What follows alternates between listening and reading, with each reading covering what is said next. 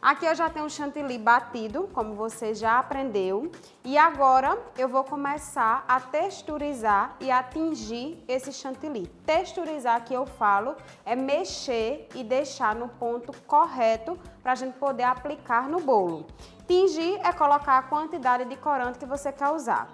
Para você tingir o chantilly, se você for iniciante e está começando do zero, não sabe qual é o corante adequado para chantilly, você sempre vai procurar por corantes em gel. Marca de corantes em gel você vai encontrar várias, diversas, porém, a que eu sempre indico, que eu gosto, tem a pigmentação perfeita, é o corante da Gran Chef. Então a cor que você quer fazer vai depender da quantidade de corante que você vai utilizar também. Não tem como eu falar, coloca 10 gotas de corante que você vai chegar em tal ponto. Então, se você quer uma tonalidade muito escura, você vai colocar uma quantidade de corante maior. Se quer uma tonalidade mais clara, você vai colocar uma quantidade de corante menor. Tenha cuidado para não perder o ponto. Não precisa você colocar de gotinha em gotinha, sabendo que você vai fazer uma cor forte e ficar mexendo por diversas vezes até atingir aquela cor. Sabe que é uma cor forte? Já coloca uma quantidade maior de corante em gel. Lembrando que cores fortes são cores de descanso.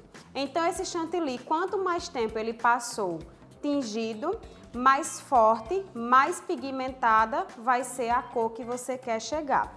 Quer fazer um pink, quer fazer um laranja muito forte, você atingiu aquela tonalidade mais forte, tenha paciência, não precisa colocar, dependendo da quantidade de chantilly, um tubo todo, 2 tubos, 3 tubos. Tenha paciência, começa a decorar o seu bolo, depois de 30 minutos aquele chantilly pigmentou com aquela cor 3 vezes mais do que aquela cor inicial. Então, cores escuras são cores de descanso. Quanto mais tempo ele descansou, mais forte ele vai ficar. Então, vai começar a atingir, não precisa mexer antes. Ele tá aqui poroso, do jeito que eu tirei da geladeira. Não precisa mexer, já que eu vou mexer após ter colocado o corante em gel. Aqui eu vou fazer um laranja e quero que esse laranja fique bem vivo, como uma cor de verão. Então aqui eu vou colocar um pouco do laranja, um pouco não, um pouco mais, já que eu quero um laranja forte. Vou misturar e depois eu coloco um pouco do rosa chiclete para deixar ele mais forte.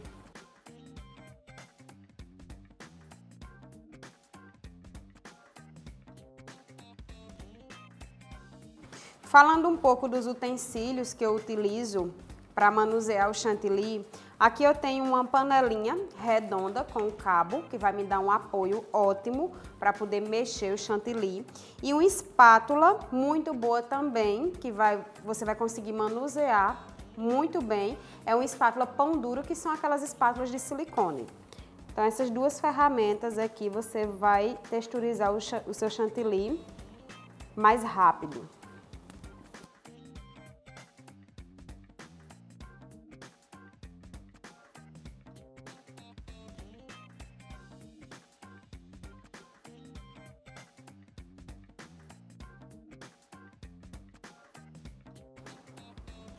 Aqui eu atingi uma tonalidade do laranja, porém eu quero colocar um pouquinho do pink, só para deixar ele um pouquinho mais vivo.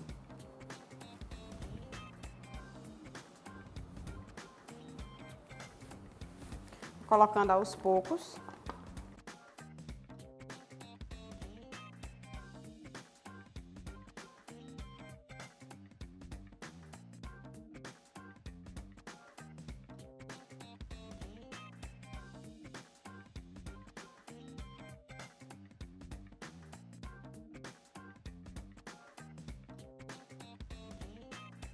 E olha o laranja lindo que nós atingimos utilizando essas duas cores, o laranja e o rosa chiclete. Então ficou aquele laranja mais neon, laranja bem verão.